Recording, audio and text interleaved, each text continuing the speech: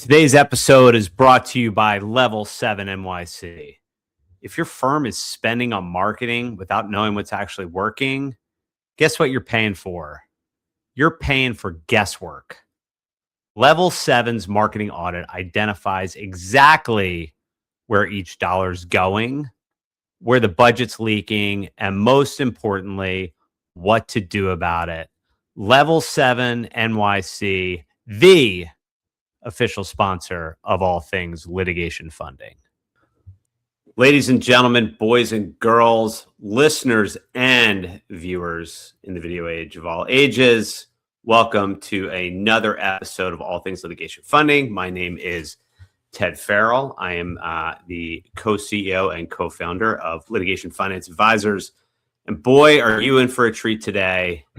Mr. Brendan Dyer from Law Finance Group. Welcome aboard, my friend. Why don't you tell the intrepid audience who you are, what you do, and why I would ever book you on the show? Yeah, awesome. Super happy to be here. I'd like to think, maybe not, that I'm the first guest to have listened to every episode.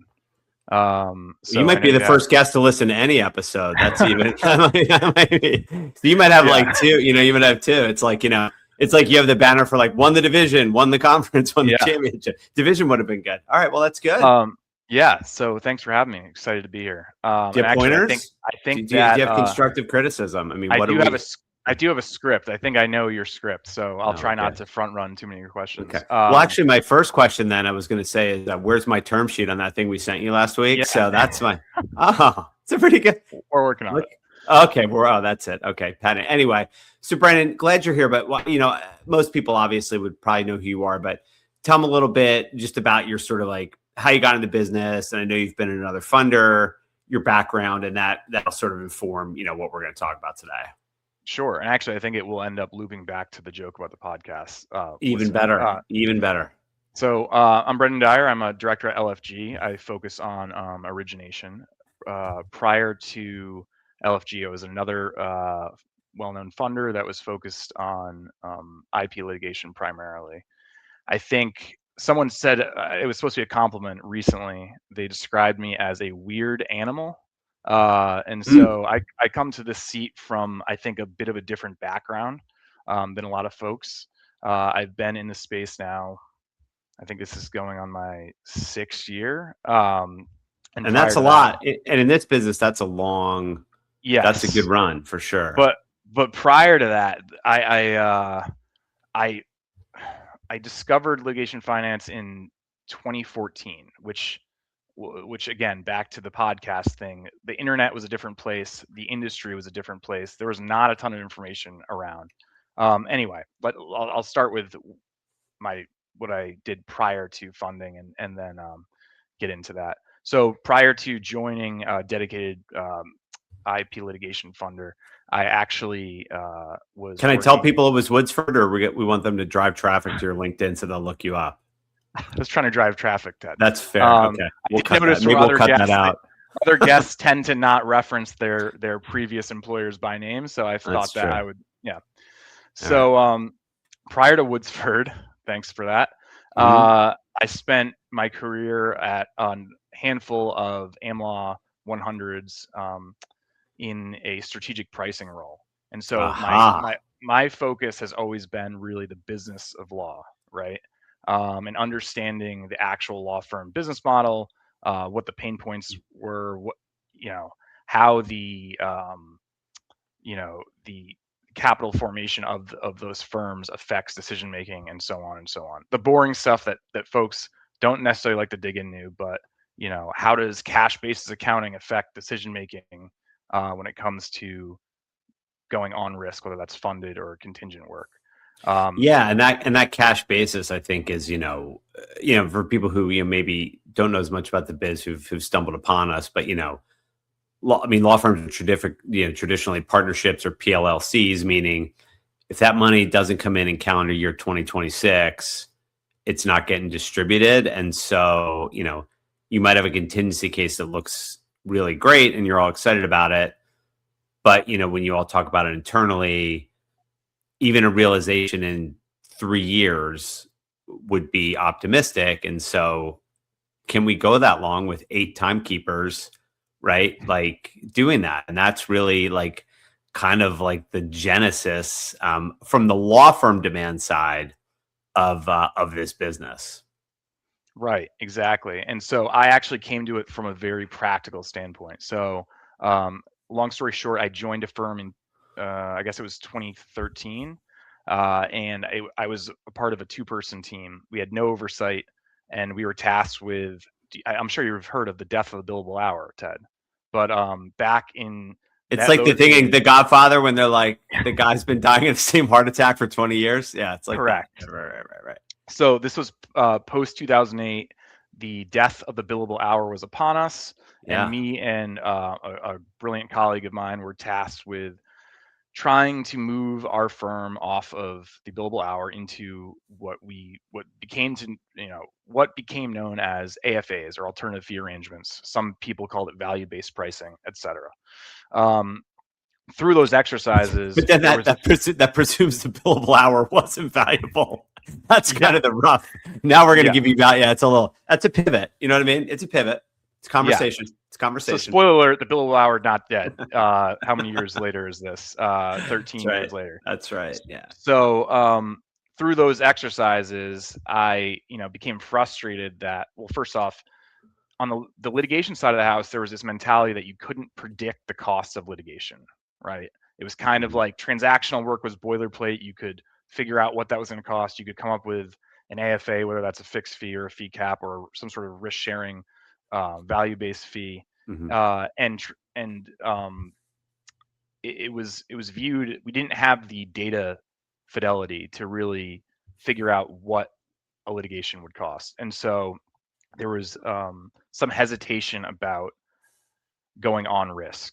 And what it costs, I think, and because one of the things I think we're drilled down a little more is on the type of the firm. I think what it costs and time in a lot of ways, and this sort of seems counterintuitive, is that's more important in a 1,500 lawyer firm with 15 offices where everyone's fighting for every point, and some people are transactional and some people are this. Whereas in a litigation boutique where the partners really, have been doing this for a while and they understand that there's a very valuable case, whether they spend 5.2 or 6.3 over 4 years, given they're going to keep most of the economics, that's maybe a little bit less important, because I find that those law firms are really playing for, we put our time at risk and therefore we get a risk adjusted return. There's more room in the joints, as opposed to, hey, Brendan has a client who wants to be contingent, but I need 4 really good mid-level associates who we otherwise could be using on those billable matters, and that opportunity cost. So I think that's really interesting, of how much it's going to cost is not just being greedy. It's how do we comp people? How do we meet overhead? All that kind of stuff. Right. And I also think, like what you just touched on there, is so my focus throughout my career to include today is really understanding the variance in those business models, right? Mm-hmm. I think when you talk at a high level about our space, people kind of bucket every firm into kind of the same bucket, but there's a huge difference in both products and solutions, for a firm that's an AmLaw 100 versus, Mm-hmm. by the way, a full service AmLaw 100, where there are corporate partners within the same walls, versus a purpose-built litigation boutique that's maybe very comfortable taking contingent risk, versus a single event PI shop, and so on and so on, right? And so understanding those nuances helps to narrow down and find that intersection of what our investor preferences are and what Right. their capital needs are. Right. Because I think that, one thing is you sort of like get this generic, hey, the law firm has to be on huge risk for us to do it. And that's sort of an ethos. And then the answer is, if you're a partner in AmLaw firm, whatever, you can't have 10 timekeepers working for 20 cents an hour for 4 years. You're not gonna get that. And so, hey, maybe there's a mismatch there, but there's a difference between there being sort of a mismatch in what might work, and a looking askance at the firm saying, no, if we're going to take this case on, we need liquidity over the next 3 or 4 years because it doesn't work at this law firm. And so those are two really different things. And I know that I mean, I've sort of, seen, how you've done, and I know how people talk to you about you in the business, and you're getting stuff done. And I think you have a unique perspective to understand where the counterparty is coming from when it starts, as opposed to, oh, they're just trying to get a huge budget, but also understanding, well, put it this way, like Rebecca and I, she's my partner at LFA. We talk all the time. You have to find out what people want, but you really also need to find out what they need, because the trade happens in between there, and you've got a great view of the need. Exactly. So that's a roundabout way of how I got in this business. Long story short, in 2014, I discovered the entire legal finance ecosystem as a mechanism to allow me to increase the flexibility of what we could offer our clients. I became obsessed and went down the rabbit hole. At that time, it was super interesting. I actually looked back on the Wayback Machine as a prep for this call back to 2014 to look at the Wow. websites of some of our competitors and as well as LFG, and get a sense of what that time period looked like. I Yeah. do recall There weren't that many. no, there were. So the largest one was boasting a $300 million assets under management and an average deal size of $3 million. Yeah. As far as headcount goes, I mean, I literally talked to every single person. There was 180 people, I think, full time in the Yeah. space. And everyone was super generous at the time. I reached out cold on most people and was trying to get in the space. Can we take a sidebar for a minute? Because Sure. I will say something is that this group is small, and it's really interesting when, for example, like there've been a few funders who've got, or for example, like, Van went under, and I was just calling people, and people were so nice with their time, and then others go, and like, it's a really nice group when someone's leaving somewhere. People are always saying, I know they're looking there. Have you thought about being an insurance broker? Or these people might want to do that. Like, there is a really good crew of people, because it is a small world. It is, it's definitely niche, beyond sort of the people you meet in the law firm. And it's not surprising that people were sort of willing to, give of their time and stuff like that. It's definitely a good group. Yeah, I couldn't agree more. And what's funny is, at that time the business was fairly simple. I mean, that was, I used to joke, I called it the Thanksgiving explanation, which is you sit down at Thanksgiving dinner and your aunt asks what you do for work. Back in 2014 was pretty simple. It was the concept of advancing fees, a percentage of fees and hard costs, Right. for in exchange for a percentage or multiple Yeah. of either your invested capital or a percentage of the damages. Yeah, That my was easy. guess is yeah, and my guess is back then, because I remember, I think the first time I did a pitch when I was at Winston, it was like, yeah, I think it was 14, and it was like, there were 6 people to call, right? I mean, Yeah. there were 6 to call, but most of it was going on, because then we are going to talk about you guys, your new capital, all that stuff. But it was just your typical, this corporation has this claim, or this group of investors has this claim, and we're going to do a one-off deal. I mean, that is really where most of the action was, certainly 12 years ago. And that has, of course, just totally been turned on its head. Yeah. And I mean, that's a good segue into probably what you're going to ask me next, based on the episodes I've seen, which is What am I? Well, I was going to say, why don't you just go through the rest of the script too? And if I had any good jokes, if you want to tell them, and then we'll be all set. Yeah. So, Yeah. but I do ask everybody, because so what was the first funded deal you were aware of? Okay, so I actually was aware of funding for like almost 2 or 3 years before I actually got to work on a funded deal. Not surprisingly, the first funded deal was an international arbitration. So the firm I was at, And wait a second, they've almost reached the hearing stage. Yeah. Too It may still be ongoing. They're still trying to pick the panel. That's right. Yeah. So at that time, by the way, that joke is niche, but if you get it, it was actually pretty good. It was pretty good. There's this 8 listeners that will get that one. That's right. That's right.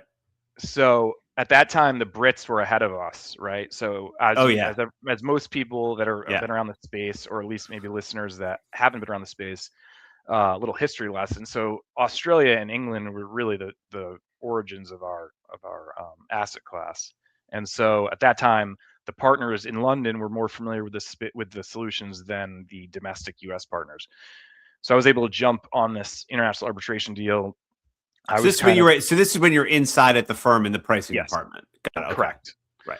Correct. So interesting. I mean, it was a pretty critical role, right? Because what people don't think about is when you are setting up a funding agreement, right? You're committing to a budget, and that Oh fun, yeah. Oh yeah. funders will at times, give additional tranches of funding down the road. But if you give them and we can talk a little bit down the road, as we get into this discussion about the different things that counterparties need to come to the table with. But if you don't use a data-driven budget and you are essentially on the hook for that number, you're putting your firm at kind of undue risk, right? Because there were firms that were doing finger in the wind budgets where a partner would say, "Hey, I think this litigation is going to cost $8 million," no data, and Nope. then Zip. a Yeah. funder would say, "Okay, we'll give you 60% of that," or whatever it Right. was. Um, and then they're on the hook and we're off to the races. And then And 18 months down we're the road, 2.5 years in, and some issue that was foreseeable is being briefed, not something out of the blue, but something foreseeable. And then his partners or her partners are going ballistic. Why are we spending all this much money? And then those partners are mad, quote, at the funder, even though their client took the funding as if they didn't agree to yes, that budget. Yeah. So data is vital. And there's nothing worse than blowing through the budget for like three reasons. Number one, as far as sort of like leverage, the funder has all the leverage if they want to give you more money. But right, second, you know, this money is ring fence, right? So let's go back to your arbitration, right? The funder said, hey, we'll advance $6 million over the next 3 years. So that's $6 million is called and it's ring fence. So it can't be allocated anywhere else. That funder has a cost of capital for it. And then, depending where the fund that it came out of in the fund life, right? Is it in the invest period or the harvest period? They literally may not be able to give you more money because that fund is closed and has different investors. So it's not like, you get a home equity line to redo your kitchen for 100 grand. And right, as long as you have enough equity, if there's a 20% overrun, you can get it. Like it's very, very difficult and painful to come back for more. So that data driven, I think it really is vital. And what we find a lot of times is the funder is much more akin to making sure there's enough money than a lot of times the law firm is. So like what we always tell law firms is like, do not think that the way you're going to get this deal funded is to come in low. And then, because I'm telling you, they're not or going to. how about when their damages or their budget is miraculously to the dollar exactly 1/10 of their damages? It's as if those webinars we've been putting on for 10 years telling people, hey, if the damages are 10 times the budget, blah, blah, blah, blah. Exactly. Right. Yeah. So Wow. I mean, that I would say that's a shameless plug there. When folks come to me, I always tell them like, just let's talk in reality. I don't need to see the cheapest budget to get this funded. I'd rather have a more expensive budget. To win. Yeah. What do you need? What do you need to win? And if we like a risk, right? I mean, Yeah. obviously there needs to be, you can't have compression between damages, too much compression between Right. damages and invested capital. But if we Right. like a risk, I'm not going to beat someone up over, their budget when Right. I'd rather know at the outset. Yeah, I think that's absolutely right. Okay, so LFG has been in the news, Yeah.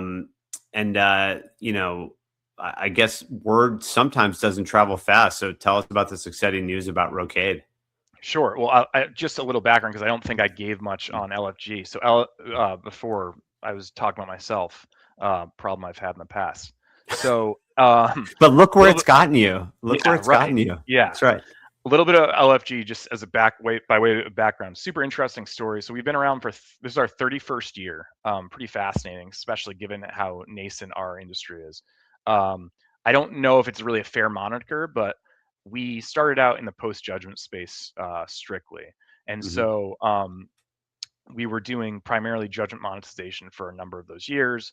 About it, I guess, call it 7 or 8 years ago, we pivoted to doing, in addition to post judgment monetization, what I describe as kind of full spectrum litigation finance. So everything Did from you do any Section 2 antitrust cases in the southern United States? That's niche too. Keep yeah, going. yeah. Keep going. So, um, so we pivoted to doing full spectrum litigation finance. So everything from single case, um, commercial, some IP, portfolio funding, right? And then law firm lending, which is we can talk about in a minute with regards to Rocade. And then we continue to do the judgment monetization stuff, which has been excellent. And one important thing, because I think this is interesting, was you guys were using insurance early.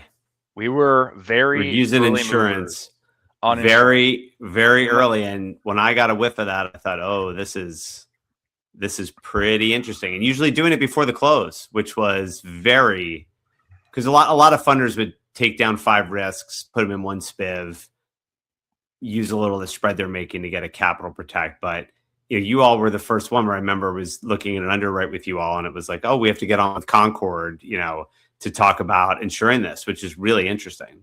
Yeah, so we were early movers on insurance, and then another fortuitous thing which happened on the personal side for me was when I left Woodsford, some of my colleagues went into insurance, and that was fairly early in the, what I would say like is the second gen of contingent risk insurance, Right. which is happening now. And so I had a early start there, and I've really kind of taken taken the ball and ran with it over the past, I guess, 2.5 years. And there's some really interesting things we're working on. But anyway, so LFG has been around for 31 years, have done a lot of really cool stuff. Great team. We were recently acquired by Rocade Capital, which many folks will know. Great firm. The announcement was last week. Right before IMN, which was really well timed. It is funny because I think internally we've been working together for some months now, and so on a deal by deal basis, we've been. And that's how we see a lot of those happen. Is someone says, Right. we do a lot of credit style law firm lending, but we'd like some exposure to the other side of the street. Let's do a one-off, or let's just do a separately managed account. And then if everybody's simpatico, that's kind of how it goes. Or they'll just become a big LP in the next fund. So they might not do what Rocade did, which is really this announcement, but say, Right. yeah, we'll take a big slice of the next fund. It makes a lot of sense. It makes a lot of sense for everybody. Yeah, and so we've been just on a day-to-day basis. We've been working together for a while, and it's been great, very synergistic. I think, Well, I the will say, depth. like, they have a very high approval rating in the business, so I think you guys are very lucky that they're the Yes, new we are. dance partner. I think, look, the punchline here is breadth. Like we were doing a lot of LFG. Now we've added Rocade's track record of law firm lending and mass tort to already a full suite of commercial solutions. So really, as an originator, one of the things is finding a home for investable Yeah, deals. Sometimes sure. it's outside of your mandate, and so I Yeah, used to have to send it to a friend over at a different fund, and yeah. I think at this juncture, Or to like a uh, podcast host. or to a That's podcast it's a host, great place. yeah. If it's good So risk without a home, trust me, I'll yeah. take great care of your trade. Yeah, for sure. So at this juncture, I think we can pretty much do it all, which is really compelling. And they have the balance sheet, which I think is something that Correct. our look, we do deals with fundless sponsors. We do deals with people who have balance sheet capital.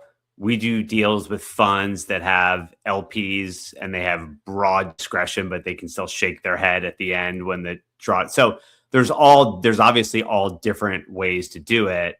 But if everybody likes the deal, balance sheet is just the one that tends to have the least friction. Yeah, right. And I think, prior LFG was previously a permanent capital vehicle as well. It's Mm-hmm. been there's a lot of advantages to it, right? Mm-hmm. I think Yeah, in for some sure. ways we avoid and I'm not knocking other models. I think there's No. new Yeah. challenges, particularly when it comes to duration. And actually, it's a good dovetail to insurance, right? Most the market rate right now for these wraps is 6 years. Some funds struggle, I think, with that 6 years because it's puts them in a weird spot between their funds, right? It will basically say if you do it the first day, you can call it the last day of harvest, right? Right. Yeah, Right. that's sort of tough, but but look, it's all, it's all risk transfer, and I think you and I have talked about this, so the insurance industry has done an incredible job going to all the firms and talking about how they think it can lower the cost of capital, query whether that's actually true, depending on what the rate online is, depending what the waterfall looks like after that. But, you were in an AmLaw 100 firm, like taking on funding was risk transfer. You could afford to take nothing and keep everything, but the funding is a transfer of the risk for you, much like insurance is a transfer of the risk. So I think they're actually, what they effectuate is not all that dissimilar, especially when you're dealing with borrowers who do have the means to self-fund. So whether that's a corporation that could pay hourly, could go on contingency, or could use funding, it's just sort of saying, we have an illiquid asset here of an unknown duration, and what's the best product to get this goal. So the best thing to meet the goal. So like I always say, like, you can meet firms where they are. So like I call you, I'm an AmLaw 100 firm. Like our firm's done funding deals, but I don't sort of know all that much. Like, what do you need to know, besides like the case and the merits? Like, what we're always saying to like what we're saying to our clients is, what are we really trying to solve for here? Right? Like, what are we trying to, like, why are we taking down this financing? So I'm just interested how you sort of look at that. So I think first off, I'll just say that when I first start working with a counterparty, whatever type of firm that may be, right? Oftentimes, I'm sure you've experienced this. The first few things they send me, oftentimes are not investable. That's just the reality. And that's the worst part of BD. I'd like to go to lunch with you 900 times, and now after the 901st lunch, I'm going to say no, thank you. Here's the thing. I've been doing this long enough to have, those are the first few reps. My job is to basically narrow that aperture so they know what our investors want to see and how we want to see it packaged, and what questions we're going to ask. And guess what happens?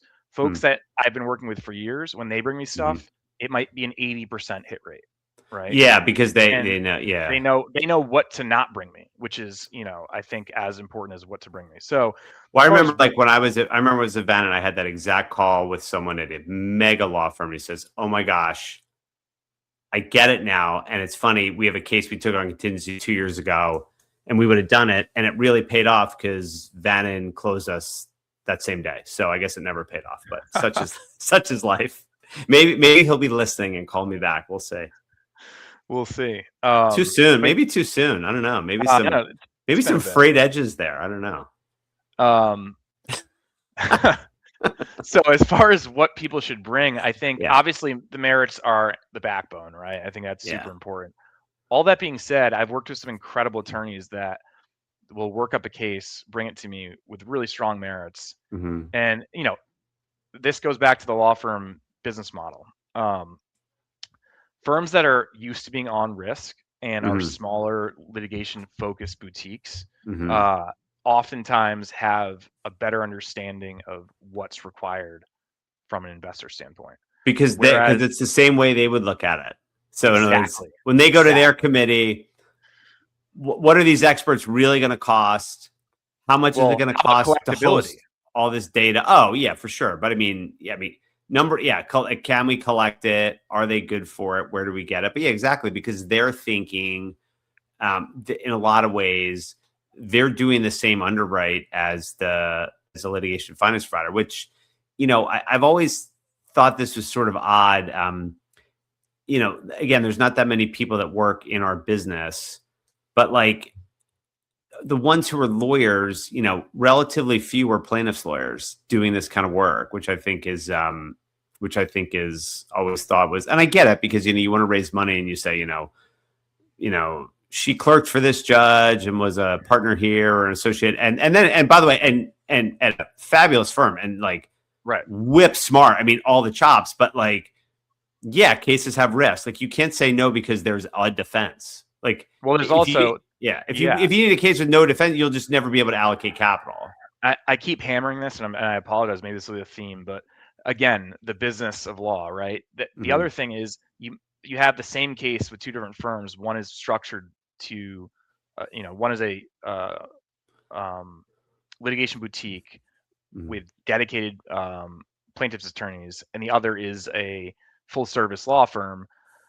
Okay, so the merits are the same, the damages are the same, and I'm not suggesting you should, undershoot the budget, but the reality is some of these plaintiffs' attorneys will show up with 4 timekeepers, right? 4 or 5 timekeepers. The full service firms that are doing both defense work and plaintiff side work might show up with 13, 14, 15 timekeepers, right? Oh, And easy. why is that relevant? Well, let's say I hate to use the 10-to-1 ratio because I think it's more nuanced than that, and we certainly take a view when we're underwriting the economics of a case that it has to be more nuanced. It's not there's settlement off ramps. There's other ways to view damages, but that is a good broad brushstroke kind of metric, the 10-to-1 ratio. So let's say that the damages are $100 million.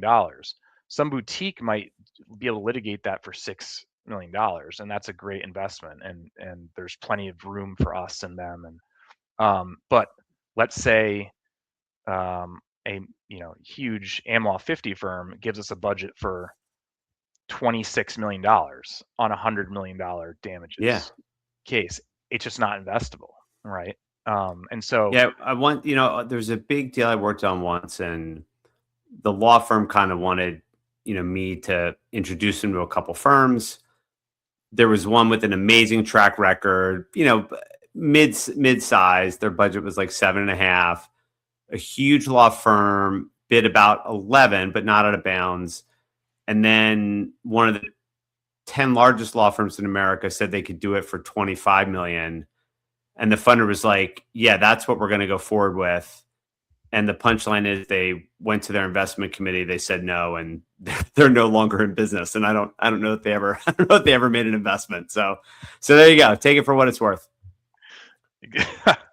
oh man, Yeah, there's so many good Easter eggs in these episodes. I know. That's true. I hope someone's sitting around taking notes.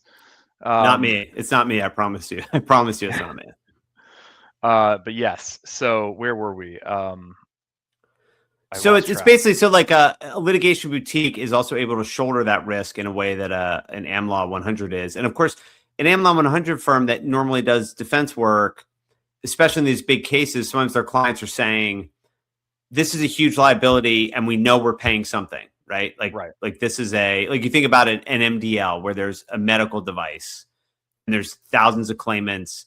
The idea that no one's getting paid is just not on the table. But the question is, let's minimize the damages. And the way you do that is you file every motion on God's green earth that you can file. And then when you lose, you file a motion for reconsideration of that. And if you're in state court, you file a writ of mandamus, because that is what serves that client's objective, which is to limit liability, which is different than we're a plaintiff's firm. We know how the game is played. We are only going to spend money where it moves the needle. So if you want to have 18 letters about the interrogatories, we're not going to engage in that. If you want to compel things from us that we're going to give you anyway, we're not going to fight you on that. But we're going to spend the money on our opposition to summary judgment. And we're going to spend our money on the regression analysis. And the rest of it, whether, I say this all the time, but it's true. The fight you always have is, I object because there's only 20 interrogatories and interrogatory 8 was 3 parts and it counts as like all that BS. And the plaintiffs firms tend not to deal with that because they're just trying to get the objective, which is to either get a settlement that reflects the fact that the defendant understands that there's a material chance it will lose, or winning a trial in such a way that it'll stand up on appeal. And if that's the end in mind, that's just a very different assignment. But, some of the best lawyers I know are in big defense firms, but they usually have one plaintiff's case going. And like, they'll tell me I'm becoming such a better defense lawyer because I'm thinking about it, right? I'm thinking about it as if I were on offense. What would I be doing? And so it's look, they come in all shapes and sizes, these deals, but I think we've just been pounding this on, how do we make it economically viable, and if we like the risk, how do we make it work? Yeah, and I think that's good as far as what to bring to a funder, what to bring to me, ideally. Right. In addition to those merits, the merits analysis. So usually a sketch. It doesn't have to be. Sometimes I get a really polished investment memo, right, which is great. Love to see those, but I don't need that. I think the biggest thing on the merits, and you've had other guests say this, I think everyone in the space says this, or they should. We want to have a frank discussion up front, right? We want to talk about where are the warts on this? Where are there some potential risk points or defenses that we need to be aware of? I think surfacing those early builds a lot of credibility and goodwill. And by the way, and the funder can be helpful, right? The other thing I tell people sometimes is, if you're dealing with good funders, and we only go to good funders unless they say no, then we go to everybody else, right? But at least we start with the good funders, right? But they can help you think about an issue because they look at this stuff all day. And sometimes if it's like something that's niche, they'll say, we looked at a deal that had this argument and we hired this law professor and she's brilliant. You should talk to her and she should be of counsel on your case. And she should be like, that kind of stuff can be really, really valuable. Yes, definitely. So, early frank discussions help on the merits. As far as the economics, like we already touched on, a realistic, ideally data-driven budget, and in turn a funding ask. We want to make sure you have the resources in your war chest to win. We're aligned, right? On the damages side, I think collection risk is just paramount. Like, we're not taking collection risk. That's just not in our wheelhouse. And sometimes, by the way, you can help the claimant or the law firm decide maybe this isn't worth doing. So like, let's say you're a company and it's like, well, I might fund 6 million myself, or maybe I'll try to get Law Finance Group to put in the 6 million, or maybe I'll try to get a law firm.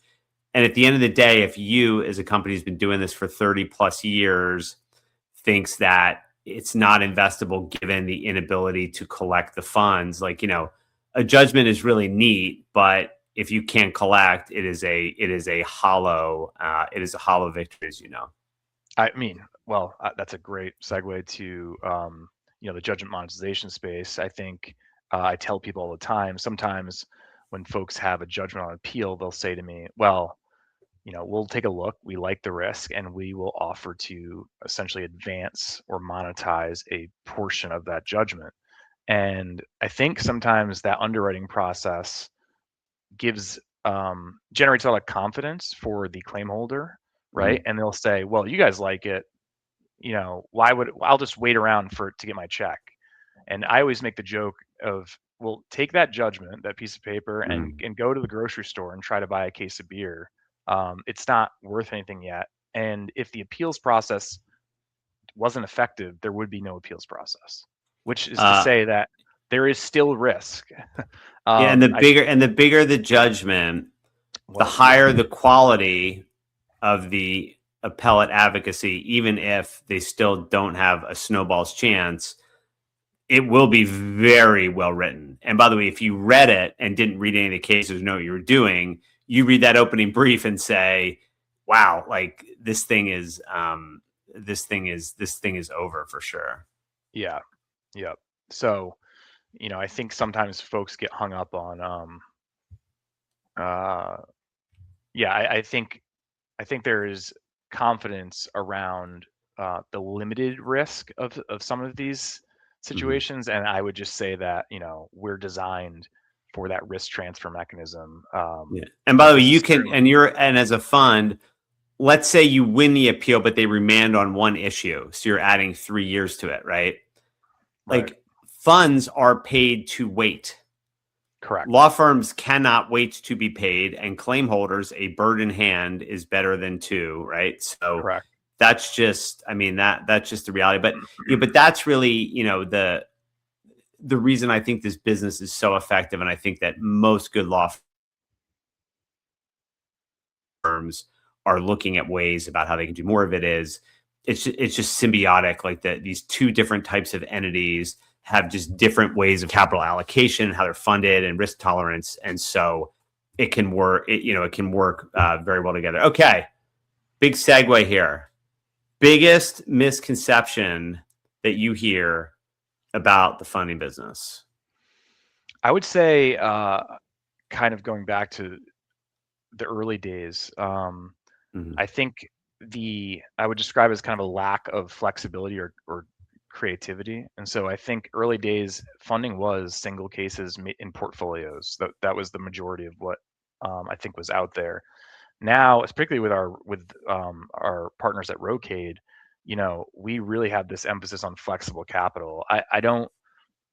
I hate to use the word bespoke. I think our business uses it a lot, but the reality is that I try to solve for problems, and we don't necessarily always have a boilerplate product for that. So, for example, maybe you have a judgment or a couple of judgments, but you'd also like to take on additional capital to fund the growth of a practice group, right?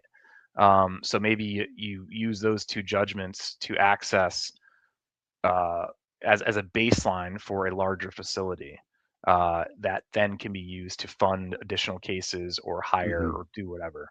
Yeah. I think so. I think the biggest misconception is that we are still the classic David versus Goliath single case fees and costs financing mechanism. I think even in the past 3 years, things have gotten so much more esoteric and layered, right? So there's syndication of deals, multiple funders, there's equity and debt tranches, there is layers of insurance, and then within the insurance world, there's a whole swath of MGAs and towers and correct. So I think the space is a lot more sophisticated than it was a number of years ago. And the biggest misconception is that we are simply advancing fees and costs for binary risks. Right. Yeah, no, I think that the business has changed. Okay, well, so you're an origination guy. Just put it out there. What do you want to do before the end of the year? What are you looking for? Look, to go back to my last answer, I'd say besides the thing you're going to give me the term sheet on. So besides the term sheet, that's fine. Okay. So I continue to pursue, I think, what oftentimes starts off as portfolios. So, 3 to 5 or more cases. And then through those conversations, trying to understand what the firm is looking to do and what problems they're looking to solve. Oftentimes those become larger facilities. I'd like to continue to grow our existing relationships with the firms we're already working with and find ways to help fuel their growth, whatever that looks like. So I think we continue to be interested in multi-case portfolios. So those classic 3 to 5 case opportunities. Oftentimes in those conversations around those portfolios, we find out that the law firm is actually looking to solve a specific problem, and we're able to offer a more flexible, amorphous, bespoke solution that works for us and works for them. So I'm really just hoping to continue to grow our existing relationships with firms and offer them more flexibility in capital. We continue to look at judgments. We think since the collapse of JPI, we've seen a big resurgence in interest in judgment monetizations. Well, because you price the risk appropriately. I won't make any comments there. Those continue to be super interesting. You didn't have to. Those continue to be super interesting, and tying it back to the first comment, I would say one of the things I like to do is try to use a judgment as a mechanism, as an anchor point for a larger facility for the firm. Yeah, I think that's right. It's sort of like, what can you do and I tell firms to think of it this way, right? Like, any company that is starting, right, and is raising, like, what is the money towards? Now, look, sometimes it's, we've done deals where it's, an institutional client of a defense side firm has one case and they don't trust it to anyone else. So that's sort of a one-off. But yeah, it's sort of like, if you can, instead of waiting 3 years to get paid everything on this case, if you get paid along the way. And, we had a really interesting discussion with the firm last year of, they had a really large matter. It was going great. The firm was actually fine footing the bill, but there was the ability to take on a lateral. And that lateral, I think, was going to need a $2 million guarantee for the first 2 years. But they really felt that it was at least a $10 million book. And so they kind of thought to themselves, well, what if we pulled forward, we think we're going to have $30 million in year 3. But if we pulled forward, $4 million of it, we could take this partner on.